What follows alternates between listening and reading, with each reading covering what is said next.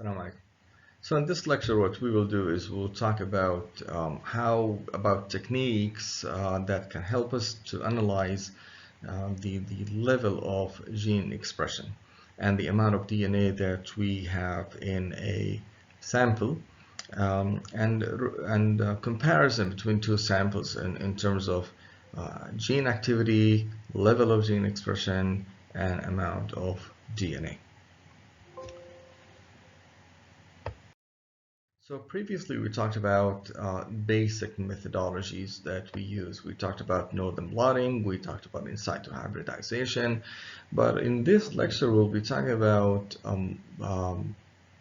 more advanced technologies such as the use of real-time PCR and DNA microarray. So in the previous lecture we talked about real-time PCR, quantitative PCR, but here we're going to just talk about real-time PCR for RNA. Okay, and then we'll talk about RNA-seq as well and what it means exactly.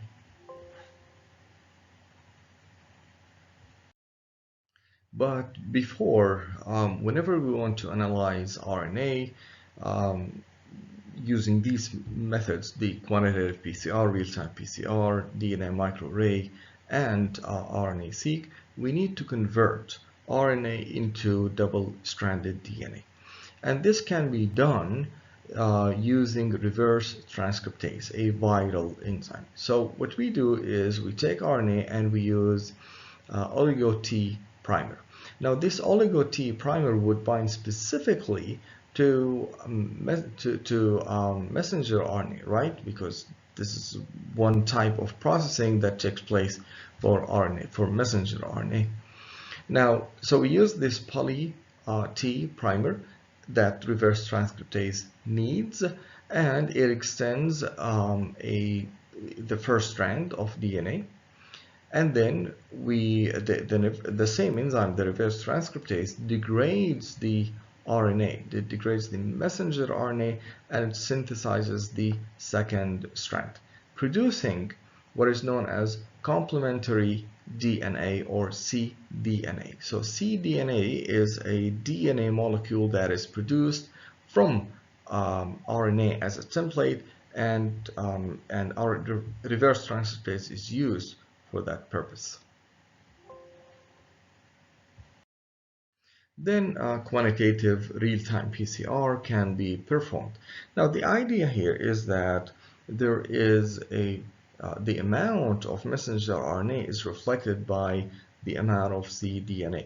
So the more messenger RNA you have in a sample, the more cDNA you have in a sample. So the idea here is that if you have one molecule of messenger RNA, you would have one molecule of cDNA. If you have 10, then you have 10. If you have 100, you have 100, and so on. And with quantitative real-time PCR, the complementary DNA is amplified using primers, again, just like regular PCR. And the amount of DNA can be quantified according to when the DNA is detected, when the signal is detected. So the more messenger RNA, the more cDNA you would have in a sample, the earlier the DNA is detected, the earlier the signal is detected. Of course, for that purpose, we can use cyber green as a signal to detect the DNA. We can also use TACMAN quantitative PCR as well. So right here, so let's say that we have 10,000 copies, 1,000, 100, 10, and 1. Of course, the more molecules you start with, the earlier the signal would be detected. So this is if you have 10,000 copies of DNA or cDNA. This is if you have 1,000, 100, 10, and 1 copy. So again, PCR is quite sensitive. So as little as 1 copy of DNA can be detected using PCR.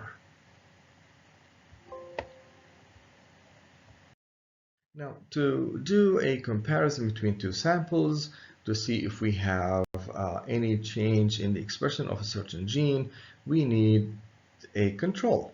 And the control is a housekeeping gene. And we talked about housekeeping genes before when we talked about nodal blinding. So basically, it's a gene whose expression is not altered. It does not change.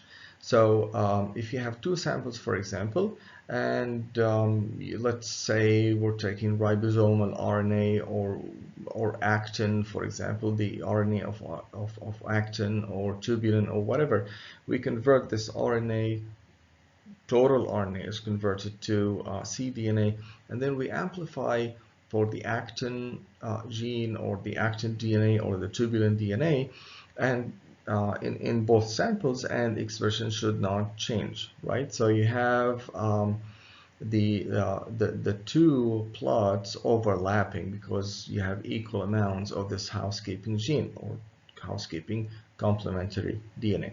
Here you have two samples. You're looking at a gene of interest, interleukin-1, for example. It's a cytokine produced by inflammatory cells, by immune cells. So you can see that the detection of DNA in one sample is earlier than detection of the same gene in another sample. So there is increased expression, okay, between the two samples. There's increased expression in one sample versus the other. And you're sure of that because the housekeeping gene, the DNA of the housekeeping gene in both samples is overlapping. There's no change. Okay, so that's basically real-time PCR. And it's called reverse transcriptase qPCR, real-time PCR. And this actually was used to detect the coronavirus in samples. So remember this ugly, painful method of collecting samples from the nasopharyngeal swabs. Then you have these swabs inserted into a tube that contains a buffer. And in this buffer, you have lysis of the samples, release of the RNA, the genetic material of the SARS-CoV-2, and then you have conversion of RNA into DNA, complementary DNA, and then you have amplification of the coronavirus gene. Now, what you have in here is, for example, the E gene, okay, is a specific gene for the coronavirus. And actually, these are the results that one would normally get. So you have amplification of 3 genes just to confirm that it is a sample that contains SARS-CoV-2. So you have amplification of 3 genes that are specific for the virus, and you can see the signal detected. Now this is the threshold line, right? So you have the signal detected in the 3 samples. Now, and that means that the sample is positive. Now, you can also have a control, an internal control, the IC. And IC is basically amplification of a human RNA, just to make sure that the sample was collected properly. Okay? So, if there's a signal, it means that, yes, the sample was collected properly. Now, in here, for example, you have a sample that is negative for the coronavirus. So this is the internal control right here. There's a signal. So human RNA was converted to cDNA successfully, and you have amplification of the human RNA or human cDNA. But there is no signal for any of the viral genes. So this is a sample that is negative for SARS-CoV-2. Now here you have a sample that is invalid with invalid results. Okay, and the reason is that there is no amplification whatsoever of the SARS-CoV-2 genes or RNA or DNA, or even the positive or internal control, the human RNA or the human DNA, cDNA, was not also amplified, and it means that there was a problem in collecting the sample. There was a problem in the primers and the conversion of RNA to cDNA, whatever. There was a technical problem. We are in the omics age of science. That is, when scientists started working with DNA, and they realized they invented technologies whereby they could study the whole genome, and they called the science genomics. And then they discovered or invented technologies to study the whole RNA world of cells, or transcriptome, the whole transcriptome. So they called the science transcriptomics. They also invented technologies to study all proteins in a cell, not a single protein like 40 years ago or so. So they called the science proteomics, to study the whole proteome. So the proteome is basically the total collection of proteins. The transcriptome is the total collection of RNA in cells. And then they realized that, well, why not study the metabolites? So they invented or they started the science of metabolomics, whereby they could study all metabolites in cells, or the whole metabolome. So we're concerned with transcriptomics, or the studying the transcriptome. And this was actually accomplished by inventing well, basically by inventing DNA microarrays.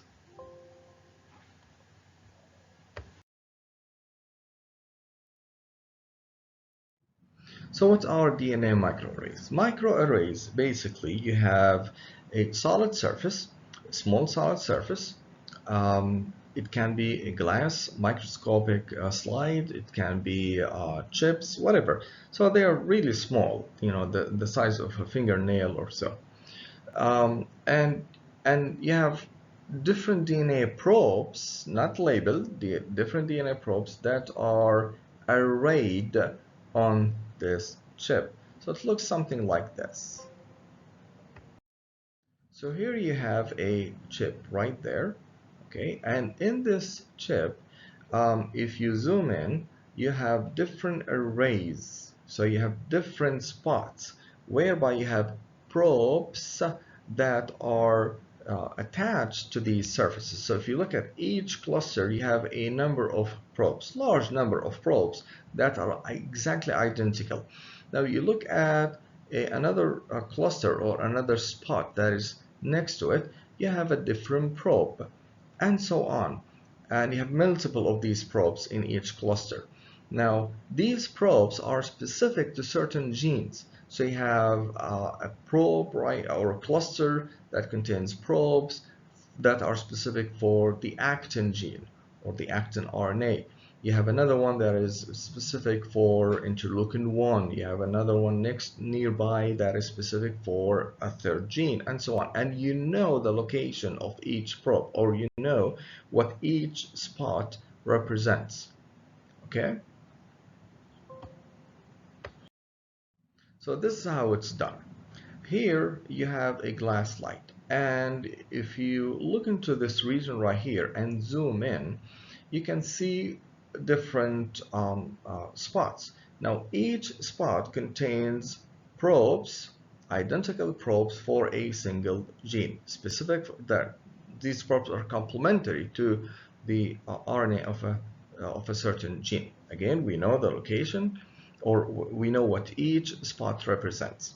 Now, so we take our sample, let's say blood sample, T cells, whatever cells, we collect them, white blood cells, whatever. We extract all the RNA, we isolate all the RNA molecules from these cells. Now, we want to, let's say, see what genes are expressed in these cells. So we isolate the RNA molecules from these cells, and we convert the messenger RNA molecules into complementary DNA, into cDNA. We take this DNA and we label it with radioactive phosphorus.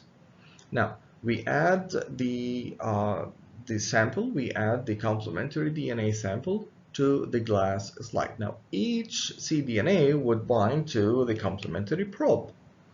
Now, the more binding you have, the more molecules, the more cDNA molecules bound to the probe in a certain spot, you would get stronger signal. Okay, so right here you have very strong signal coming out from this spot. So that tells you that this gene is expressed. Why? If the gene is expressed, it means that you have messenger RNA produced from this gene. It means that you have complementary DNA that reflects the amount of messenger RNA, that reflects the amount of gene or the level of gene expression. It reflects the activity of the gene. Okay, so the more active the gene is, the more messenger RNA would be produced in these cells. It means that you have more complementary DNA, more cDNA. It means that more binding of this cDNA to a particular spot, you have stronger signal. Okay, so that tells you something about gene expression in this cell. Now here you have very little signal. Right there, there's no signal whatsoever, and that means that the gene is not expressed. Okay, here you have little signal relative to other ones and so on. So the DNA microarray tells you about gene activity of all genes in a cell at a certain time point. Well, scientists do not like working with radioactivity. And radioactivity does not really give you color, beautiful colors, right? It's only black that we can detect. So in addition, we really cannot do comparative expression. What we mean by that is we cannot compare gene expression or the expression of genes in two different samples. Let's say normal cells and cancer cells. Let's say cells with no drug added to them and cells with a drug added to them. And we want to see if this drug changes the expression of genes. Now, if we do comparison between normal and cancer, we want to see what genes that are differentially expressed, okay, differentially expressed. And these genes can tell us something about the biology of cancer. They can tell us about the cause of cancer. It could be an oncogene, a gene that is highly expressed and in cancer, and it induces, it makes cells cancerous. A gene can be down-regulated so that it is its expression is lower in cancer cells versus normal cells. So this gene could be a tumor suppressor gene, a gene that prevents the formation of cancer, and so on. So what we do is that we take samples from two different samples. We take samples from two different types of cells or samples. We have, let's say, normal cells right here, and we have cancer cells right there. So we take the RNA molecules from these two cells or these two samples. We convert the messenger RNA to cDNA, and we label the cDNA molecules. Now, the idea here is that we label the cDNA molecules of sample 1, let's say, with a red fluorescence, and of sample 2 with a green fluorescence. And then we mix them and we add them to the slide or to the chip. Now, there would be competition in binding of the green cDNA and red cDNA to the probes in each cluster, right?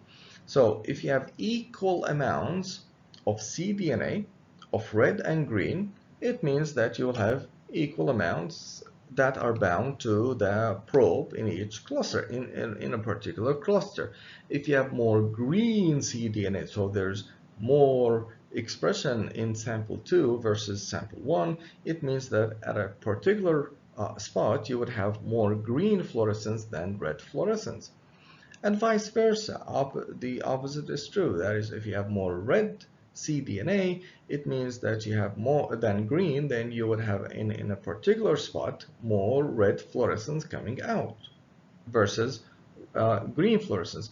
If there is no expression of the gene in either sample, it means that there would be no messenger RNA, no cDNA, and no signal coming out from the cluster that is specific of that particular gene.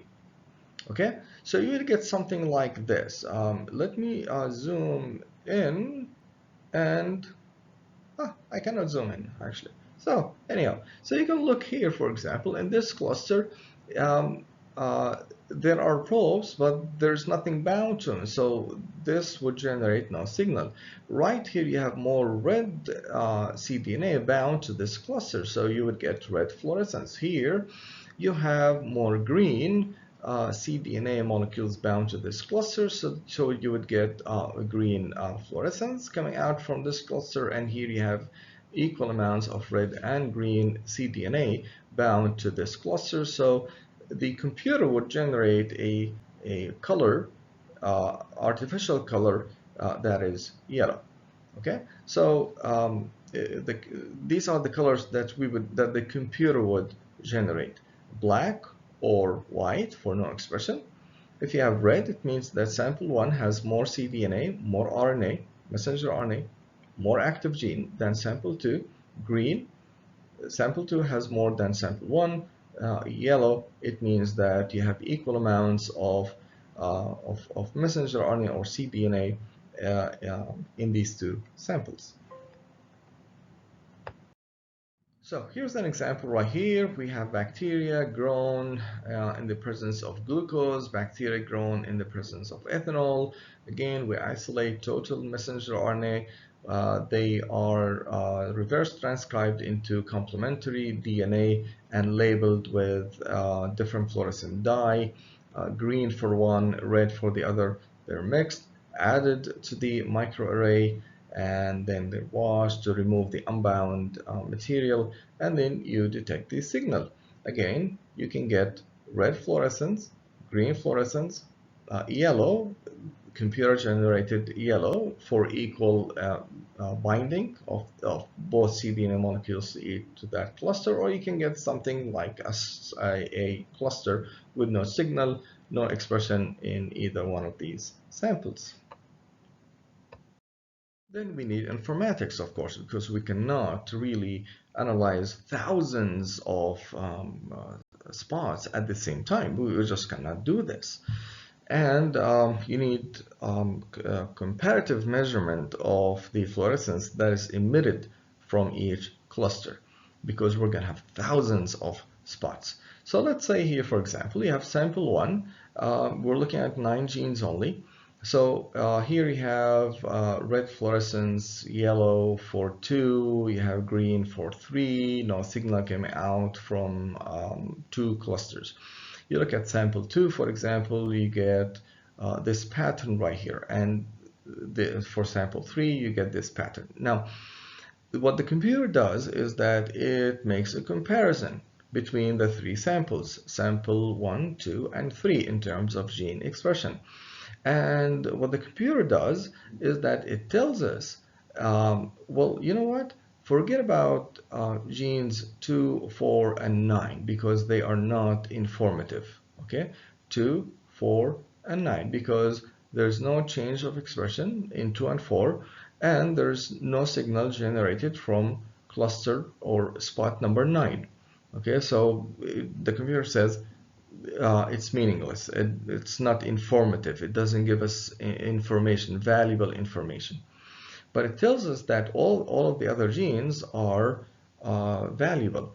And by comparing gene expression among the 3 samples, it tells us that, wait a minute, samples 1 and 3 seem to be similar to each other. So if you look at the expression pattern, we can put these 2 samples together in one category. And that's how, and these are the genes, this is how the genes are ordered in terms of expression in the different samples. Now, if you look at sample 2, the pattern of expression is quite different. So you can see here that for gene 1, you have overexpression in samples 1 and 3 versus, let's say, a common control. Okay, so you have like a ruler right here where we can compare the 3 samples to. Okay, for gene 1, and for sample 2, that gene is underexpressed. It's down-regulated. Okay, please note the terminology that I'm using. Now, same thing for gene 5, except for that for gene 5, the gene is not expressed in sample 2, and so on. So the computer generates sort of like comparison between the 3 samples, and it tells us that these 2 are similar to each other, and these are the genes that are important. Now, sample 2 can be different. So we go back and we try to understand what is really special about samples 1, 3 together and sample 2 by itself. So here I'm showing you a real example of results. So we have samples taken from different patients, a lot of patients, okay? And we're looking at the expression pattern in cancer, breast cancer in particular. So we're looking at the expression right here of these genes, a lot of genes that are informative. And notice that for these patients right here, you have overexpression of these genes, okay, and underexpression of these genes right here. Now, if you look at these patients right here, there is overexpression of these genes and underexpression of those genes. Okay, so this is clustering. This is like categorizing patients and samples. So we go back and we look at the clinical data. We want to know what is really special about these patients right here, and what's really unique about these patients right here. And by looking at the clinical charts and the clinical data, we find out that these patients have poor outcome. That is, they are not responsive to treatment, their cancer is aggressive, deadly, whatever. And if we look at these patients right here, we notice that they have good outcome, okay, based on gene expression. So next time, what we do is that we take samples from a patient and we look at gene expression. And based on the pattern of gene expression, we can predict if the patient would have good outcome or poor outcome. If the patient would have poor outcome, we would hit the cancer aggressively with treatment, high dose, for example, or lower duration of treatment. If the patient has good outcome, why should we make the patient suffer? Why should we make her suffer? And by giving her treatment that is not necessary. So a mild treatment would be given to that patient, and so on. So we can make predictions about what to expect for this patient or that patient, and based on that we can give better treatment, better care, and better prognosis for the disease. And this applies to different diseases as well. And actually microarrays or gene expression pattern has been utilized I don't know, for the past few years to treat patients or to tell patients what to expect. Let me go over the last technique, and it's known as RNA-seq or RNA sequencing. Well, here what we do is that we take again the messenger RNA or the RNA molecules. We isolate messenger RNA and we convert messenger RNA to complementary DNA again using reverse transcriptase. Again, we have sort of like the amount of cDNA reflects the amount of messenger RNA. So if we have 10 molecules of messenger RNA, we would have 10 molecules of cDNA and so on. So we sequence everything. We sequence all of these cDNA molecules. And with RNA sequencing, the machine would tell us something. Two things actually.